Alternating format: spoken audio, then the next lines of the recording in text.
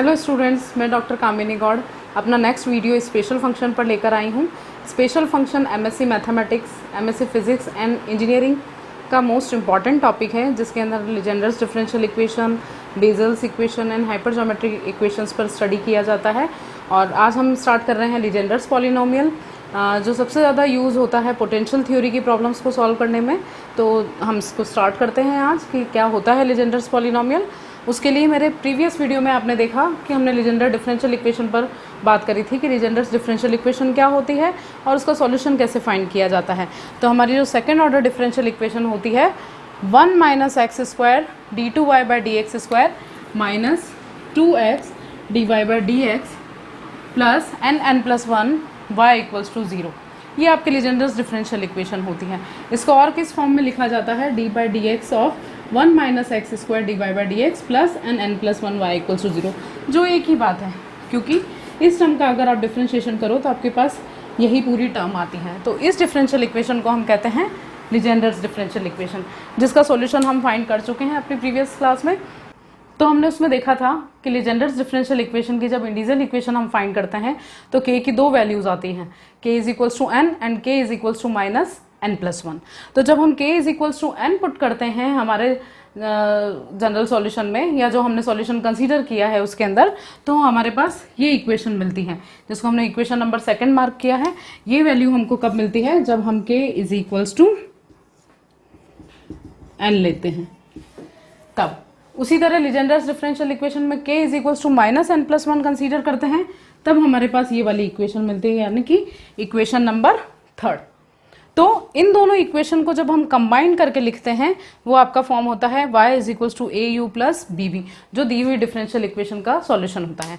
अब इसमें मैंने आपको एक चीज़ और बताई थी कि इस डिफरेंशियल इक्वेशन का सॉल्यूशन फाइंड करने के लिए हम पावर सीरीज मेथड भी यूज़ कर सकते हैं। फ्रॉबिनेट सीरीज में भी हमने देखा कि हम इसको असेंडिंग पावर से भी सॉल्व कर सकते हैं एंड डिसेंडिंग पावर से भी सॉल्व कर सकते हैं। तो हम तीनों तरीके से इस डिफरेंशियल इक्वेशन को फाइंड कर सकते हैं। पर मैंने आपको ये चीज़ भी बोली थी कि हम इसका जो सीरीज सॉल्यूशन है वो डिसेंडिंग पावर में कंसीडर करके चलेंगे, ताकि हम उससे लीजेंडर्स पॉलिनोमियल फाइंड कर सकें। नेक्स्ट है हमारा Legendre's function of first kind, जिसको हम pnx भी कह सकते हैं। यानी कि ये जो हमने सॉल्यूशन फाइंड करें, इसमें इक्वेशन नंबर 2, आपका जो इक्वेशन नंबर 2 है उसमें हमारा एक कांस्टेंट टर्म थी a0। अगर इस a0 की कुछ पर्टिकुलर वैल्यू हम सब्सटीट्यूट करें तो हमको क्या मिल सकता है? Legendre's function of first kind, जिसको हम pnx से रिप्रेजेंट करते हैं, जहाँ पे n आपका क्या है? पॉजिटिव इंटीजर, और a0 की वैल्यू है आपके पास 1.3.5 अप टू 2n - 1/n। हम इसको फैक्टोरियल की फॉर्म में भी ले सकते हैं, जो ये वाला आपका स्टैंडर्ड फॉर्म है, यानी कि a0 की वैल्यू हम इस तरीके से कंसीडर करें, या फिर हम a0 की वैल्यू गामा फंक्शन में कंसीडर करें। हम दोनों में से कोई सा भी फॉर्म ले सकते हैं। तो a0 को या तो फैक्टोरियल फॉर्म में रिप्रेजेंट करें या गामा फॉर्म में, और इसकी वैल्यू जब हम इक्वेशन नंबर 2 में रिप्लेस करेंगे तो हमको जो फंक्शन मिलता है उसको हम कहते हैं Legendre's function of first kind, और इसको Legendre's polynomial of degree n भी कहा जाता है। और इसको हम रिप्रेजेंट कर सकते हैं pnx से, जिसकी वैल्यू क्या होगी आपके पास? ये पूरा इक्वेशन नंबर 4।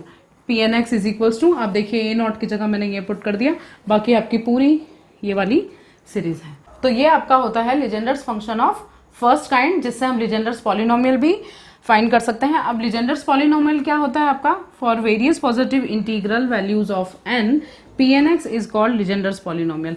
अगर इस पूरी सीरीज को हम समेशन फॉर्म में लिखें, यानी कि pnx = summation r = 0 to n/2 - 1r 2n - 2r factorial upon 2n factorial r factorial n - 2r and factorial n - r x⁻n - 2r जो है वो आपका कहलाता है लीजेंडर्स पॉलिनोमियल।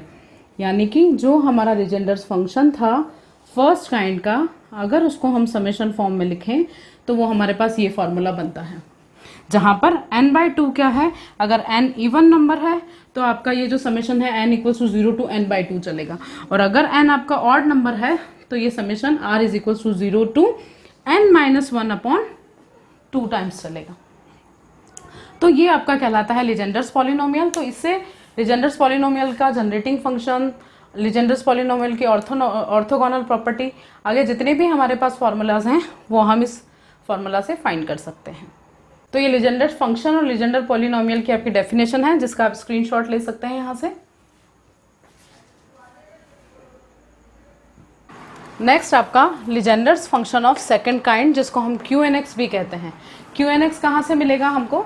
जो हमारे लीजेंडर्स डिफरेंशियल इक्वेशन थी उसका जो सेकंड सॉल्यूशन हमने निकाला था, जब k = -n+1 वैल्यू थी, तब हमारा जो सेकंड सॉल्यूशन निकला था, यानी इक्वेशन नंबर 3, उसमें जो हमारा कांस्टेंट टर्म थी a0, अगर उसकी वैल्यू हम factorial n/1 × 3 up to 2n+1 put कर दें, तो वो जो इक्वेशन है वो इक्वेशन क्या कहलाती है? आपकी Legendre's function of second kind, and it is denoted by QNX, और उसको हम QNX से डिनोट करते हैं। यानी हमारी इक्वेशन क्या थी? ये पूरी थी a0, इक्वेशन नंबर 3 क्या था आपका? a0 x⁻⁻n−1 and so on, ये पूरी टर्म। तो वहाँ पर हमने a0 की जगह पर आपका फैक्टोरियल n/1, 3 और ये सब वैल्यू हमने यहाँ पर पुट कर दी। तो ये आपका कहलाता है Legendre's function of second kind. और इसी को अगर हम समेशन फार्मूला में रिप्रेजेंट करें तो वो आपके पास बनता है 2n factorial n/2n+1 factorial summation r = 0 to ∞ n+2r factorial x⁻n+2r+1 upon 2r factorial r 2n+1 2n+5 up to 2n+2r+1। तो ये पूरा का पूरा आपका क्या कहलाता है? Legendre's polynomial of second kind या Legendre's function of second kind, जिसको QNX से रिप्रेजेंट करते हैं। तो ये तो हुई हमारे लीजेंडर्स पॉलिनोमियल की डेफिनेशंस। तो इस तरीके से हमने देखा QNX क्या होता है एंड PNX क्या होता है, इन दोनों को हम कैसे फाइंड करते हैं और इनका आगे हम यूज़ कैसे कर सकते हैं। हम PNX और QNX के रिकरेंस रिलेशन फाइंड कर सकते हैं, उनसे रॉड्रिगस फार्मूला फाइंड कर सकते हैं, उनके जनरेटिंग फंक्शन फाइंड कर सकते हैं, और भी बहुत सारे इसके एग्जांपल्स हैं जो हम आगे करेंगे, जो आपके लिए बहुत यूज़फुल हैं। जो MSc के स्टूडेंट्स हैं और जो इंजीनियरिंग के स्टूडेंट्स हैं, उनके लिए ये टॉपिक बहुत इंपॉर्टेंट है, क्योंकि इसके मेजर क्वेश्चन एग्जाम में आते हैं। तो आप प्लीज़ मेरे वीडियोस से जुड़े रहिए। मेरे वीडियोस अगर आपको पसंद आए हों तो प्लीज़ लाइक करिए, सब्सक्राइब करिए, ताकि हम आगे और इस तरीके के वीडियोस ला सकें और इस टॉपिक को और अच्छे से समझ सकें। Thank you.